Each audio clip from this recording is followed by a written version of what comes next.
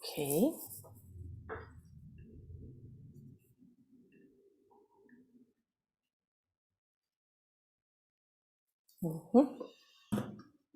Let me check.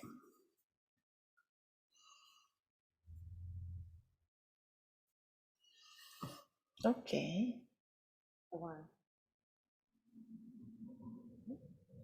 No. Okay. Let's go then. Thank you so much, Ken, for accepting this invitation to talk to us today. Glad to do it. It's a joy to have you here in November and to chat with you right now. And so today is our chat is for people that don't know you, to get to know your work, and maybe the principles of the way you think about vocal pedagogy and about acoustics and singing. And that's it. I'm going to translate it as I told you. Então, estou falando, agradecendo muito pela presença dele, por ele estar disponível para fazer esse curso com a gente, e também por estar aqui com a gente hoje. E a gente vai conversar um pouco sobre a trajetória dele, para quem não o conhece, e sobre a relação dele com a pedagogia vocal e com a acústica do canto em particular. So Ken, talk a little about your bio, with your singing and your teaching, and finally your writings and your lecturing activities. Perguntei para ele um pouco sobre a história dele desde o começo, com ele começando a cantar e depois dando aulas, e depois como é que ele vira, né, um autor de livros e um palestrante importante. Thank you. So I grew up primarily singing in a church congregation and studying piano. And I assumed that I would go to college and maybe become a church musician. Então ele começou cantando na igreja, estudava piano e canto, e ele achou que talvez se transformasse num músico de igreja. When I went to college, that's where I really first heard very much classical singing, and I fell in love with it, and then decided to major in voice and pursue, although I enjoy all kinds of singing, pursue classical singing. Quando ele entrou na faculdade, aí ele se apaixonou pelo canto erudito, e embora ele gostasse de todos os tipos de canto, ele resolveu realmente focar no canto lírico. So I did an undergraduate vocal performance degree at Baylor University, a master's degree at the University of Arizona, and I got a Rotary Fellowship to Munich, Germany for 1 year in the conservatory in Munich, Germany. Então ele se graduou na Baylor University, depois ele fez a pós-graduação na Universidade do Arizona, e depois foi para a Alemanha e passou um tempo lá, 1 ano lá estudando também. I came back to Arizona, excuse me, to pick up my bride and marry my wife, and spend another year there. And by that point, I had pretty much decided that I really wanted to go into college teaching. So I applied for positions, and I went straight into college teaching at 26. Então, com 26 anos, ele voltou da Alemanha, voltou para o Arizona, e daí se casou com a mulher dele. E aí ele já decidiu que ele queria dar aula em faculdades, então ele já começou, e aos 26 anos ele começou a dar aula em faculdades de canto. So my singing was really always done within the context of an academic position.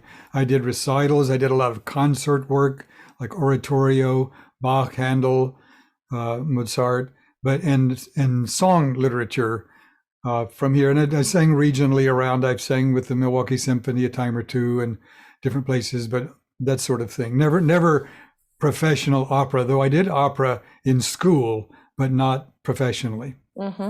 E aí ele cantava muito ligado ao contexto acadêmico, cantou bastante oratório, canção, chegou a cantar com orquestra e tudo, mas ele não teve uma carreira profissional como cantor de ópera, embora ele tenha cantado ópera na faculdade, nas formações.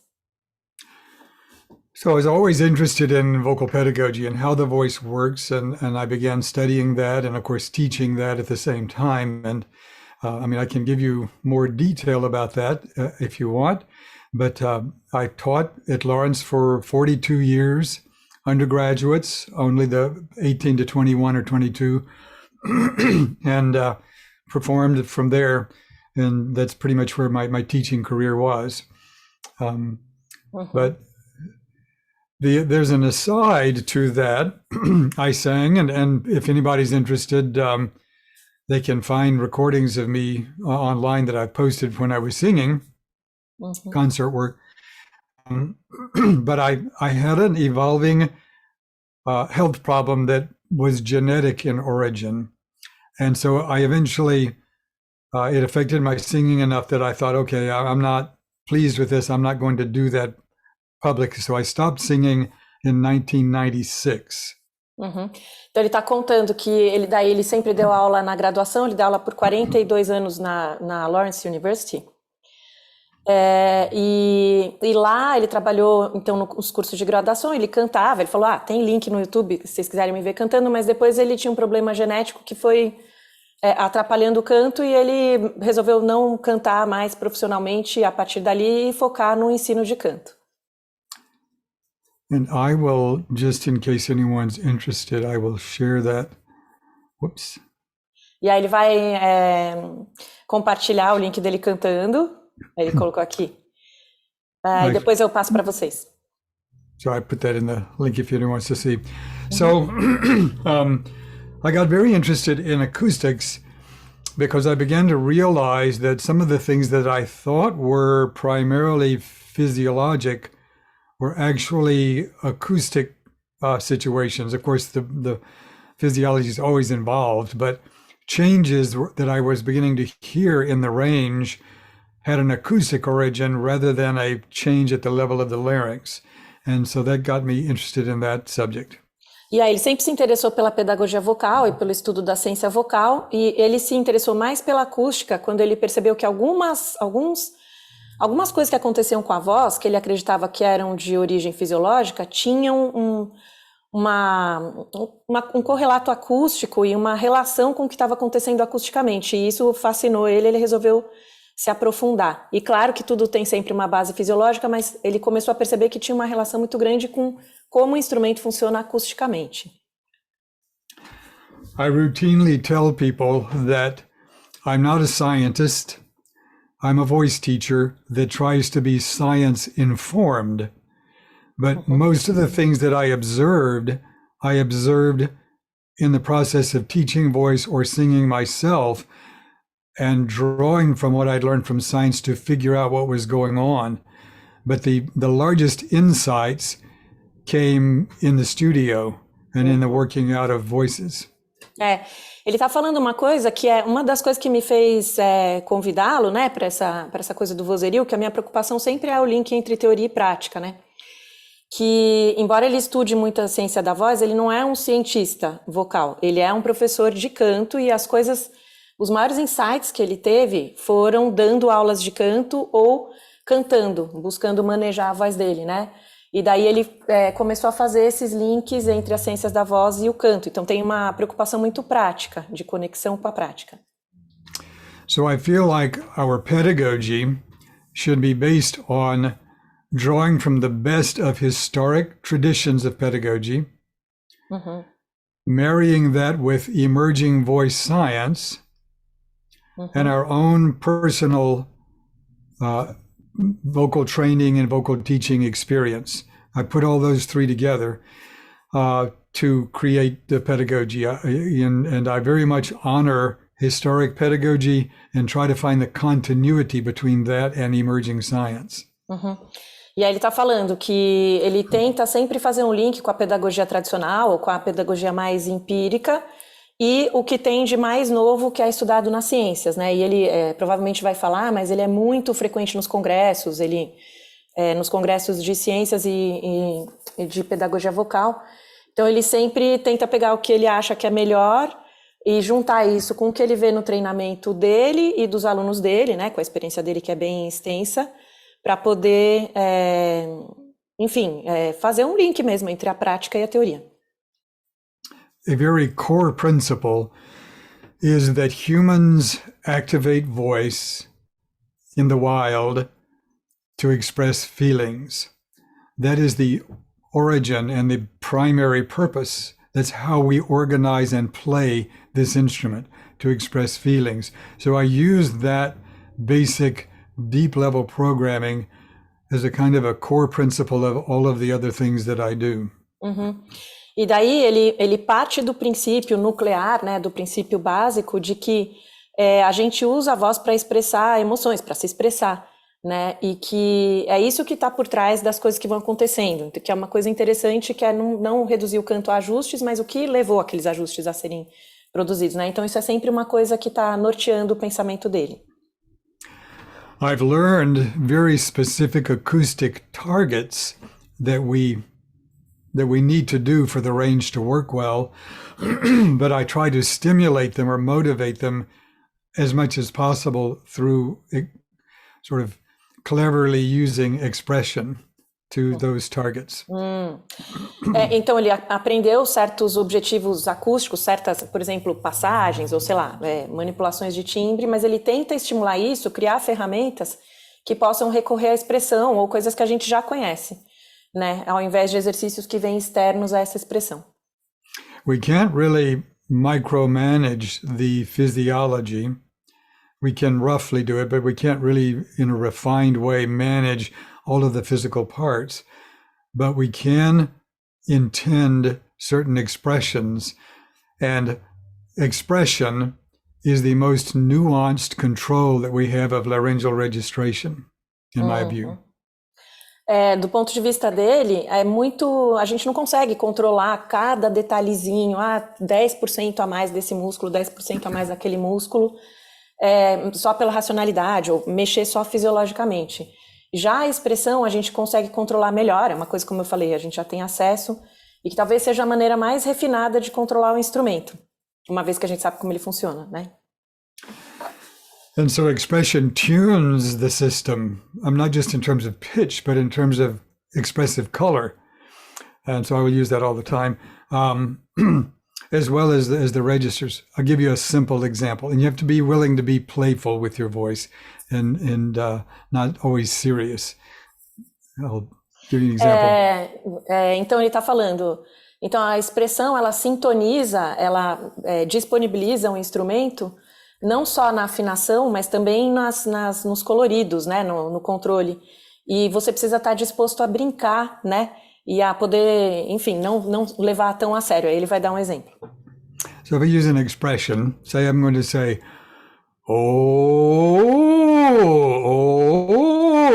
I see,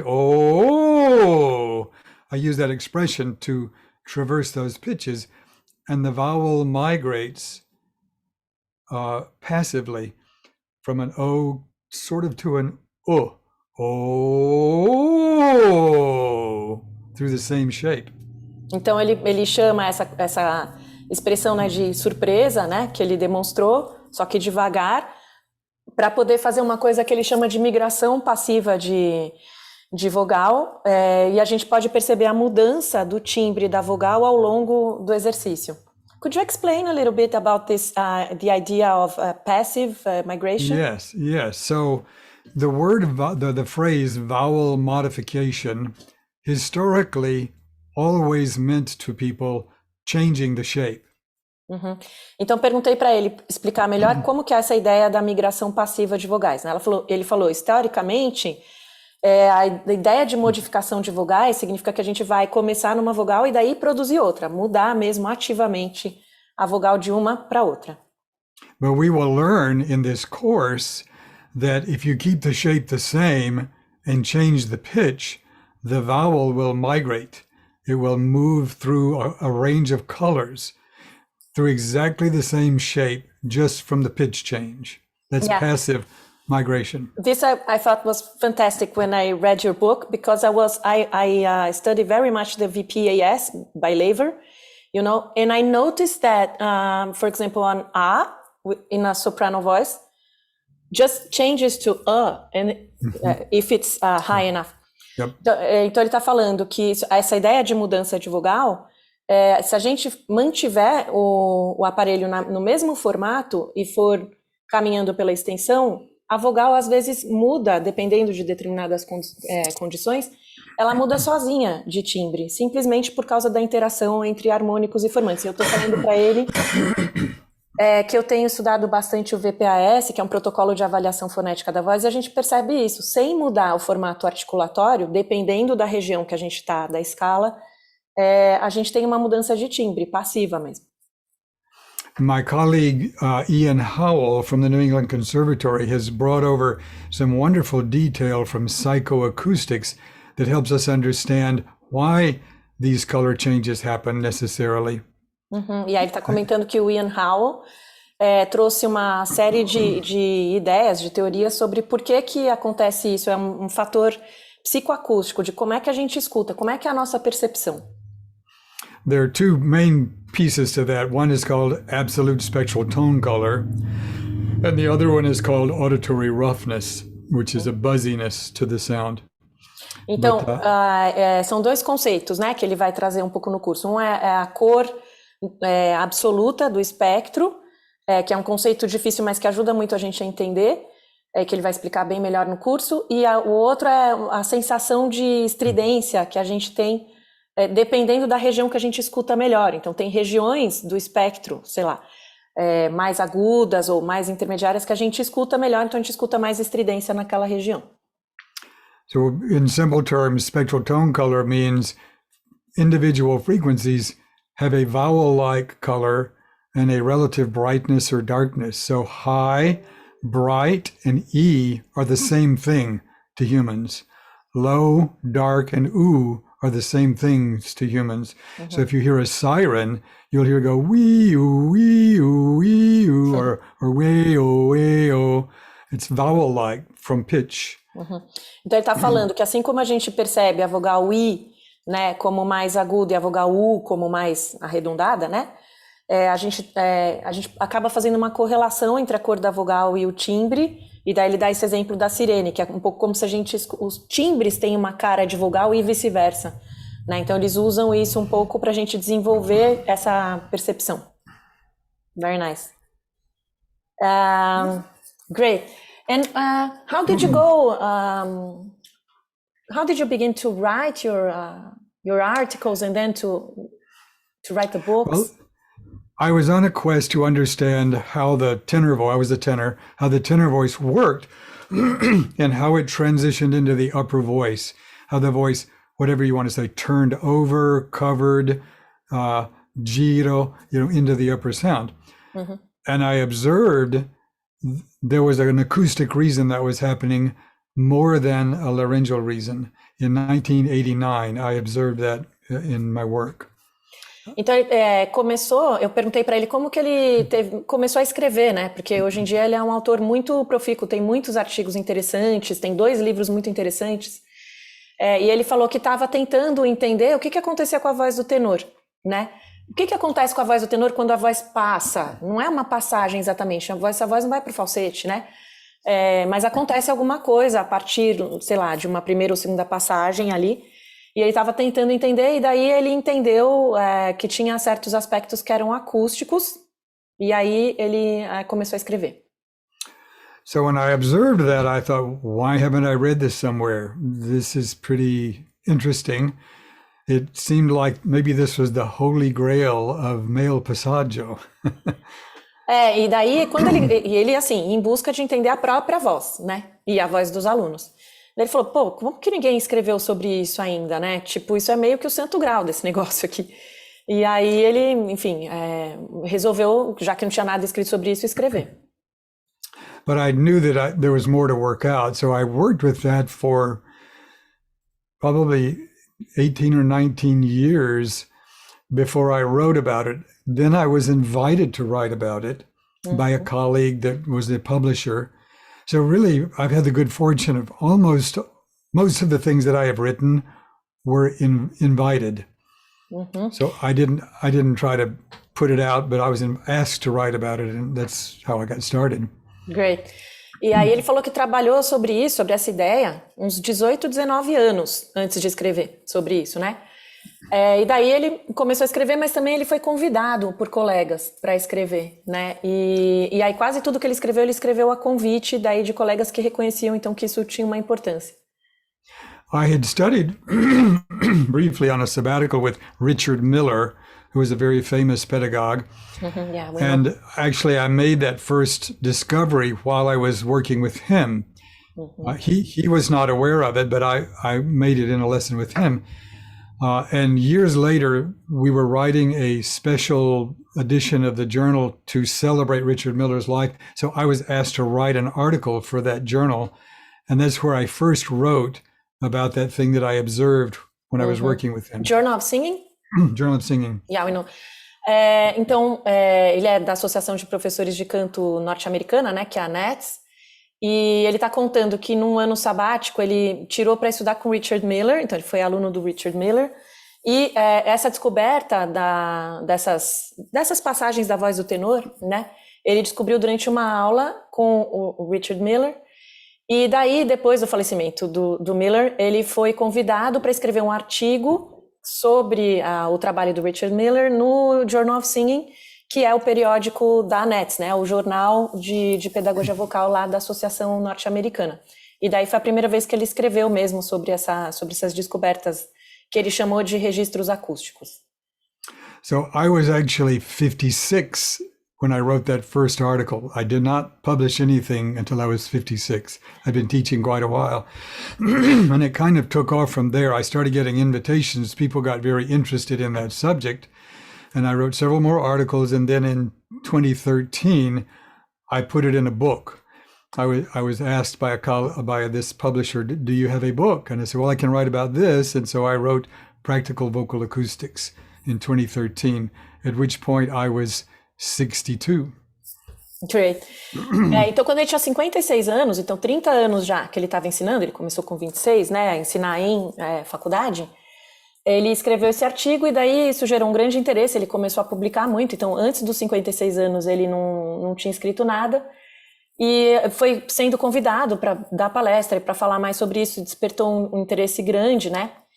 E daí aos 62 anos ele escreveu o Practical Vocal Acoustics, que é esse livro onde ele fala bastante desses fenômenos.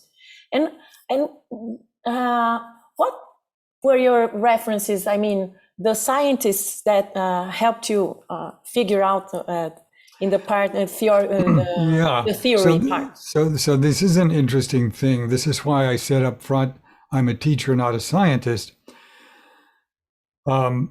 No scientist told me those things that I observed. That key piece, I did not find them on this. Now, Donald Miller and Harm Schutte were observing similar things, but I was not aware of their work at the time.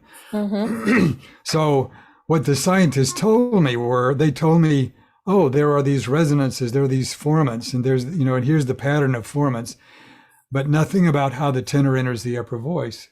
Yeah. So basically, I drew from knowledge that they were providing that was very useful, but they weren't connecting the dots for the teacher that we needed to know. So I connected the dots because why? Because we're teaching students, we need to know, and observed it in my own voice. So that was a very interesting, how that works. Eu perguntei para ele quem são as referências teóricas dele, né?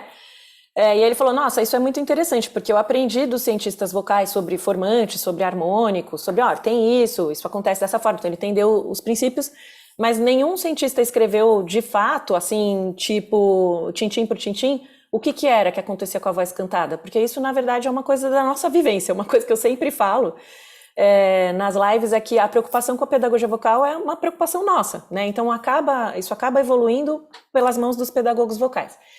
E é exatamente isso que ele está falando, que daí o Donald Miller, que é um outro professor de canto e que virou um cientista da voz, junto com o Harm Schutte, e que criou o Voce Vista Video, também estavam fazendo descobertas no sentido que ele estava simultaneamente, mas ele não sabia, então ele demorou um tempo para trocar com eles. Mas basicamente ele tinha o desafio de transformar aqueles conhecimentos de congressos de ciências da voz em prática, né?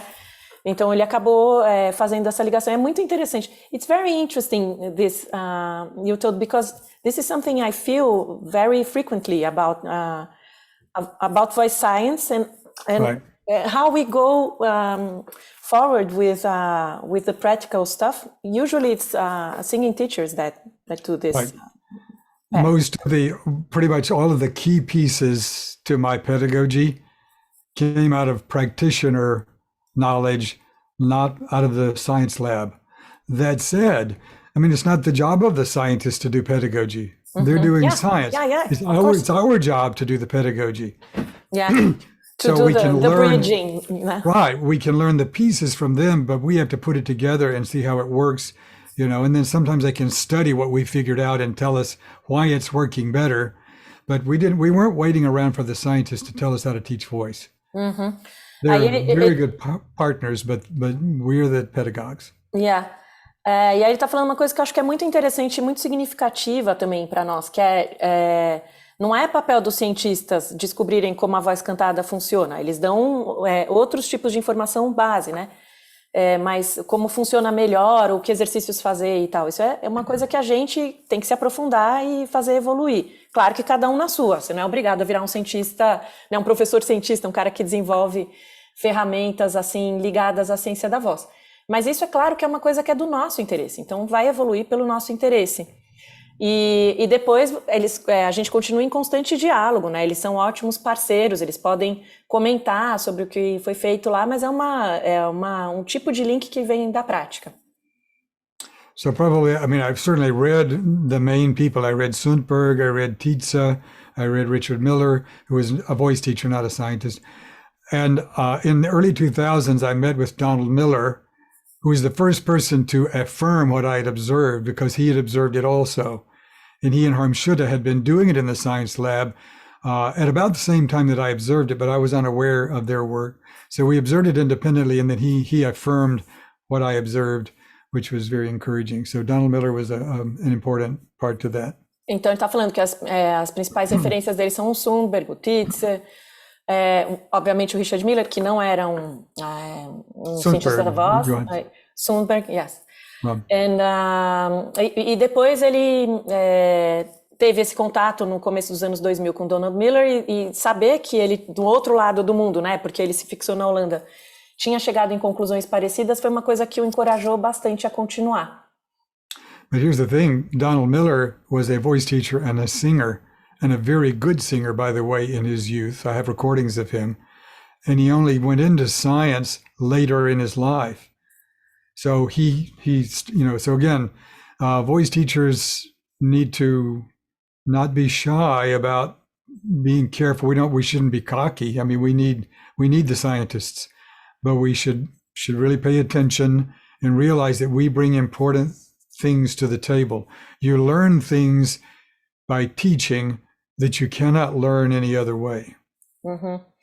E aí ele está falando que o Donald Miller, não, o Richard, foi um ótimo cantor, cantou por um longo tempo, foi um professor de canto por um longo tempo, e aí no final da vida ele morreu bem velhinho, morreu no ano passado, se não me engano. Ele foi ser cientista da voz mesmo, e daí se fixou na Holanda, desenvolveu os softwares, né, o Vozerio e depois o Vozerio Video. Mas ele fala que a gente não pode ter vergonha de também colocar a nossa contribuição, né, na construção do que é a ciência da voz, na construção do que é a própria pedagogia vocal, porque muitos insights do que é para fazer no ensino de canto vêm da prática. E claro que, of course, you have to have the the right knowledge, because otherwise it's just guessing and Right. eu estou falando, claro, a gente tem que ter o conhecimento, né? Não é chute, mas uma vez que a gente tem o conhecimento, a gente começa a entender certas coisas que dão certo na prática, né? Great. Wow, this is great. Let me see what else did I have here. Let me see what the questions are. Okay.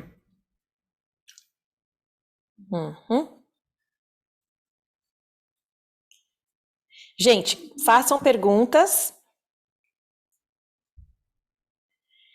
e que eu vou perguntar para ele, tá? Tô vendo aqui os comentários de vocês. Eu vou fazer umas outras coisas que estão na minha pauta aqui.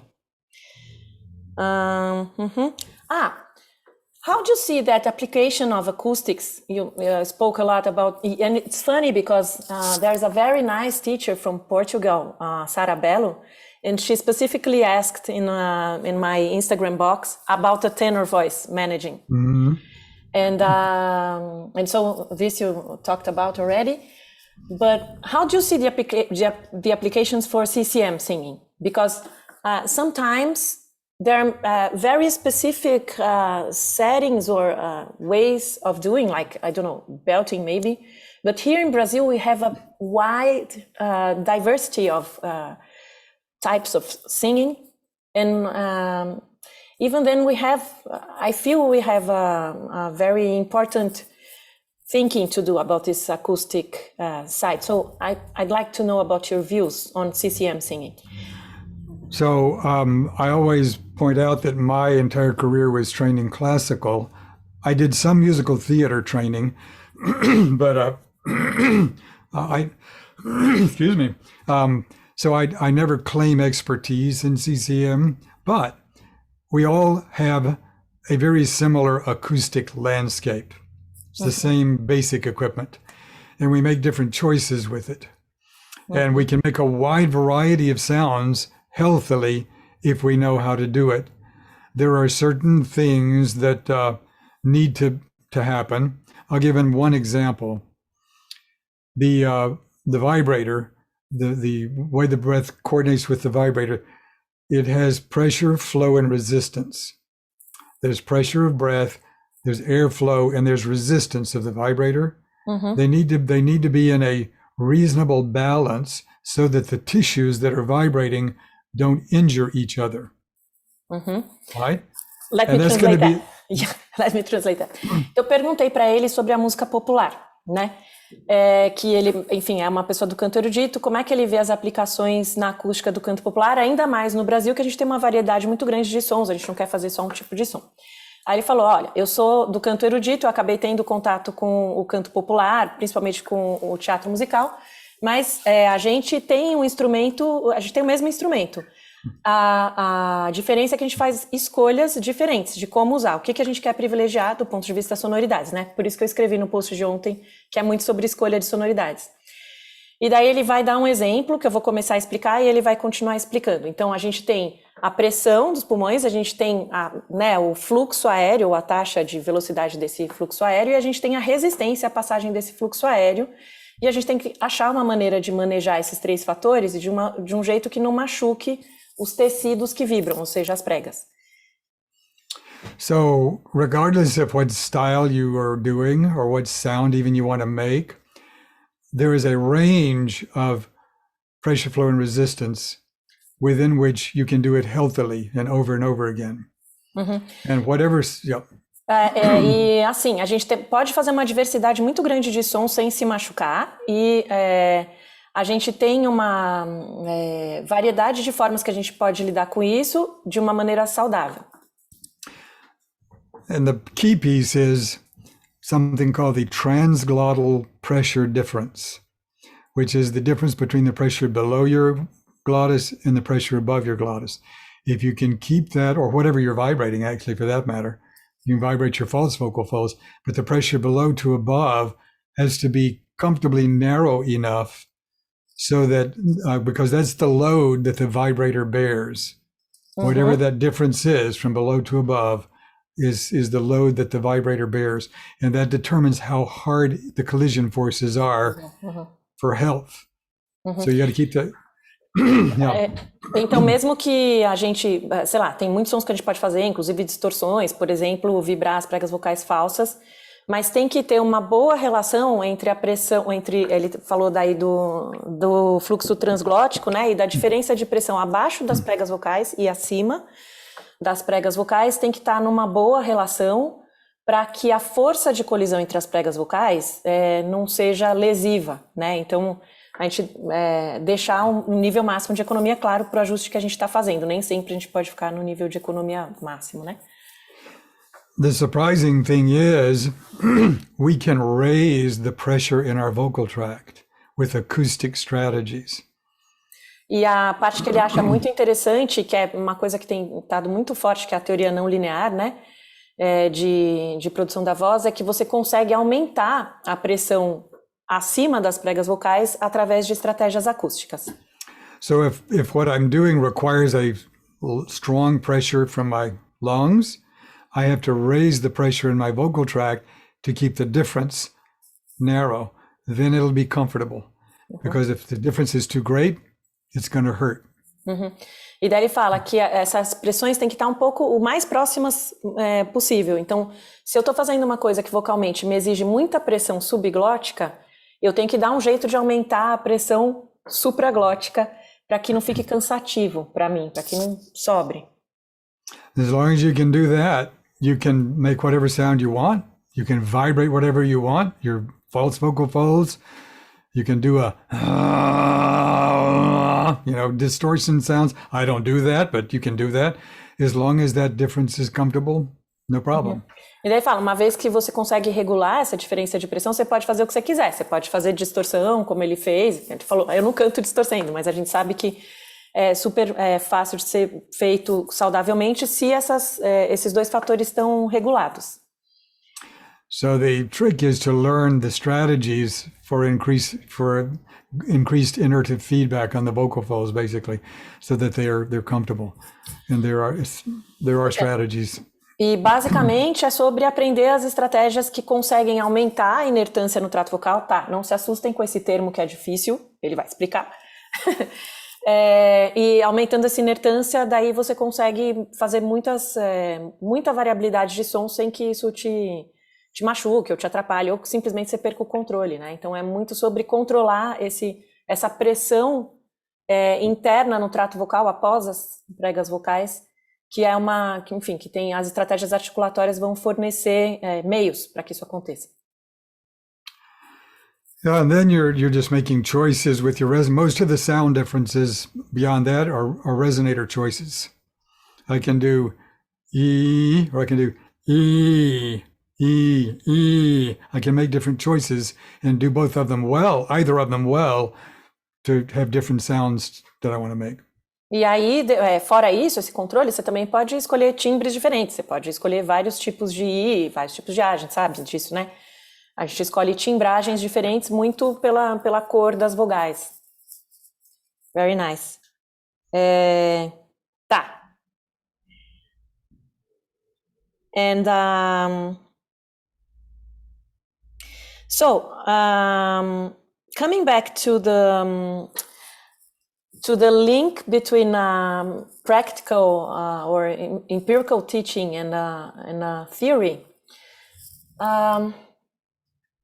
could you mention two principles that you see that, because I saw in your pedagogy resources in your website that you have some drawings that remind us of the old teachers, the Giro and stuff. Yes. Could you comment? Sure. So, basically, I'm not inventing some new way to sing. There have been amazing singers in the history of singing, and we would be well served to just figure out what they were doing, okay? So, singing is utterly subjective. And so singers sing from subjective motives. Então, ele está falando, eu não inventei uma nova forma de cantar, as pessoas cantam bem há muito tempo, não é a pedagogia vocal baseada em evidências científicas que vai inventar um jeito novo de cantar. E o canto essencialmente é subjetivo e os cantores acabam fazendo escolhas a partir dessa subjetividade. So it's useful to know how the singer will perceive the changes that are necessary across range. Changes of vowel color, changes of auditory roughness or buzziness, changes of sensation location, and knowing where those are likely to be, even though there'll be a little bit of variety, there will be a lot of overlap across individuals. And knowing what those are helps us help the singer find those paths. E daí ele está falando que, por causa disso, é muito útil que a gente desenvolva uma percepção auditiva mais refinada, né, para perceber essas diferenças de cor de vogal ao longo da extensão, que a gente saiba observar isso, e também que a gente saiba quais são as sensações prováveis, né, que os cantores vão ter quando acontecem certas coisas. É claro que no canto erudito isso é muito mais intenso, né, por causa até da pressão e tal. And that's the question. How Because it's very interesting. Sometimes we have that kind of instruction, you must feel this here or there. But what I think is interesting about your writings, I think, is that you try to understand why we usually, but not, mandatorily, why do we usually feel this or that way? And então eu perguntei para ele, né, que a gente sabe que às vezes a gente tem aquelas instruções, você tem que sentir a voz no lugar tal ou no lugar tal, e que às vezes isso dá muito problema. E ele se preocupa muito em descrever por que com frequência, sei lá, a gente sente a voz alta ou a voz baixa ou a voz girando e tal. So I remember your article, for example, where you talk about the gola aperta and how we could map it better. Right. Yeah. So sometimes there are some false mappings that we have innately that we need to correct. For instance, we think yawning is open-throated, and it isn't. Mm-hmm. It feels very open-throated, but the tongue is backed up into the pharynx. So that's one example. Another example of how we use this information is, for example, to realize that a vowel is made up of two vowel colors at least. Mm-hmm. So, for example, you have a first form of color, which is usually an O, U, O, and a higher form of color, which is whatever else the vowel is. So, for example, an E vowel has E and U in it, but the U sound is not from shaping an U. It's built in. I'll give you an easier one. Ah. So an ah has ah tone color and O tone color blended together. We don't hear the O as O. We hear the O as mixed with the ah. So we tend to hear the So for example, if I do ah and I play the undervowel, sounds like an ah. Mm-hmm. If I make that sound like an ah, you will know what I did. You know what I did, right? Mm-hmm. We don't want to do that, right? Yeah. So there's ah and there's ah. It's a blend. Knowing that a vowel has two colors and playing with those two colors can help you find a better shape. Mm-hmm. Let me translate. Daí eu perguntei para ele, né, sobre isso de poder repensar as sensações, um pouco sobre os porquês e tal, e comentei desse artigo onde ele fala da garganta aberta, que até fiz um post na semana passada, e aí ele comentou isso, a gente precisa mapear melhor, sabendo qual é a realidade fisiológica e fisioacústica, a gente precisa mapear melhor, abrir a nossa percepção, né, para esse mapeamento. Então, por exemplo, o uso do bocejo não né, não é uma postura de garganta aberta, mas uma postura de garganta estreitada, embora a gente mapeie desse jeito, mas a gente tem como perceber que talvez esse geladinho na garganta é justamente por causa do estreitamento. E outra coisa que ele fala, que é muito de pirar a cabeça, mas que eu acho que ajuda muito, é que toda vogal ela não tem uma cor só, ela tem pelo menos duas cores, e que se você aprender a escutar essas duas cores, te ajuda a controlar o timbre também. Aí ele deu esse exemplo do A, que esse A mais arredondado do erudito tem um elemento dele que acontece numa região que tem mais a ver com o primeiro formante, que é aquela região que eu até publiquei um pedacinho da tabela que tem no site dele, vão lá olhar, que é naquela região que soa meio né? E daí ele demonstrou isso lá percutindo a garganta, e outra porção que soa como A mesmo. Então a identidade das vogais também é uma coisa que a gente pode aprender a refinar a escuta e vai ajudar a gente a entender o que está acontecendo efetivamente na garganta, que é um lugar difícil de desenvolver a escuta. So if I demonstrated the undervowel, the first format, and the overvowel, the second format, of 5 cardinal vowels, it would go like this. You want to say that to them first? Então ele vai demonstrar, né? Ele criou um nome, que é a subvogal, que é a cor do primeiro formante, da primeira ressonância, e a sobrevogal, que é a cor do segundo, e que são essas duas coisas que compõem a percepção que a gente tem do timbre. Aí ele vai demonstrar o espectro inteiro. E, E, A, O, U. That's the first form of the undervowel, and the overvowel.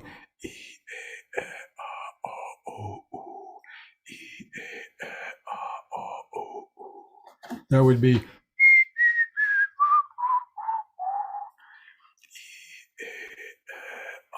You may be able to hear the undervowel.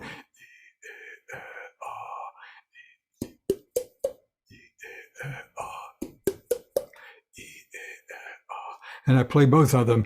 E, a. Efetivamente, né, o que ele está mostrando para a gente é que é difícil de escutar inicialmente, mas quando ele canta fica mais fácil. Meio que tem notas rolando nesses ruídos que ele fez e que é um pouco como se tivesse duas escalinhas ao mesmo tempo. E essa região de sobreposição dessas duas informações aí de notas é que fazem a gente perceber as vogais de um jeito ou de outro. E é um pouco isso que a gente manipula em relação também às notas que a gente está cantando. And it's tempting to overemphasize and over-articulate the target vowel color. E é muito... E-A-E. So E-A-E. E-A-E is going to mess it up. E-A-E has both colors. Uhum. Ele fala que muitas vezes a gente tenta articular mais literalmente o que a gente conhece como som da vogal, né? Então, mais I-E-E, que é uma coisa que pode desequilibrar um pouco o equilíbrio desses dois sons. Claro que, na verdade, a gente pode fazer o som que a gente quiser, né? Mas que, se a gente levar em consideração essas duas cores, a gente talvez tenha um controle mais refinado dessa cor das vogais. Great. So, Ken, thank you so much. I think I'm going to wrap it up because we are over an hour already. And let me just see if... Yeah, let me see. No, people are just commenting. And Mari asked about the chiaroscuro whisper, but I think this we'll see in the course more deeply. And it's also online. You can Google my, YouTube my chiaroscuro and my name, and you'll find a lot of that there. Então, eu vou encerrar, porque a gente combinou essa conversa durar 1 hora. Mas ele falou que tem muitas lives que ele já fez, e tem mesmo e entrevistas. Se vocês buscarem no YouTube, vocês vão ver. Essa daqui eu vou subir para o YouTube depois, então se vocês quiserem rever. O chiaroscuro whisper é um pouco isso que ele demonstrou, mas ele vai aprofundar, né? Porque efetivamente são coisas que a gente pode usar na aula. Aí que tá, entendeu? A gente vai entender os conceitos, legal e tal, mas também entender que tem aplicações práticas do controle do trato vocal, que é um controle muito difícil. So I'm telling them that the nice thing is that we are going to understand the physical stuff because it's important, but also we'll very probably gain insights from for how to use it practically and what's happening in our practice. And even if we want, because there are many nice singers from Brazil that do sing like E-A-A. We love them anyway. Yeah. And but then if the genre calls for that, that's fine. Yeah. So so I'm telling them that this is the nice part, that where we have the practical insights. Então falei para ele o que eu falei para vocês, e que mesmo que a gente queira fazer o som, né, porque daí é uma coisa de preferência estética dele, e ele falou, claro, né, dentro do gênero, se esse som é bem-vindo, é isso que tem que fazer, e dá para fazer super saudavelmente. E é isso, gente, quero agradecer muito, vou agradecer ele em inglês, e esperamos vocês no curso. Acho que vai ser um curso bem legal, estou muito animada, eu fiquei muito animada de ler o livro do Ken e de ler os artigos, e depois fui fazer o curso online dele, que é um curso super interessante. Acho que vai ser muito importante, assim, pra gente. So, thank you very much, Ken, and we see you in November. And I'm going to share with them, slowly about your lives. And ele tem uma live, para quem não pega o inglês, ele tem uma live em espanhol, legendada em espanhol. I'm telling them about the Spanish, the Argentinian live. E que dá para acompanhar muita coisa. Então, assim, acho que é um autor que a gente tem muito que aprender. É isso aí. We didn't speak about your next events and PAVA and ICVT. We just finished PAVA. I'm a keynote speaker for the British Voice Association in early September. That's the next big thing. And a year from right now, I'll be a keynote speaker for the International Congress of Voice Teachers. But other than that, I have little, presentations for various voice groups that are interested in acoustics, and that's in my retirement from the university. That's what I do now, and I teach some lessons of people that want to play with these things. Right, nice. Então, perguntei para ele só sobre os próximos eventos em que ele vai estar presente, né? Então, ele foi um dos palestrantes principais do simpósio da PAVA, que foi agora nesse último fim de semana. Can people watch the PAVA symposium afterwards or not? I think only if they registered for that symposium. I don't think it's free. Então o simpósio que foi esse fim de semana só para quem estava registrado mesmo, para quem estava inscrito, mas ele fez uma fala ali e em setembro ele vai fazer uma fala na Associação de Professores de Canto Britânica, é o palestrante convidado, e ano que vem palestrante convidado do Congresso Internacional de Professores de Canto, que será na Áustria, e que vale muito a pena, gente, se vocês puderem. Eu sei que tá uma fortuna total, euro e dólar, mas assim, é uma coisa que você tem que fazer uma vez na vida. Então ele vai ser palestrante convidado ali também. Então fiquem de olho, porque né, para acompanhar as falas dele, que são muito legais. So thank you, Ken. My pleasure. Have a very nice evening. Boa noite para todos aí e nos vemos em breve. Beijos, Cheers. tchau. Bye-bye.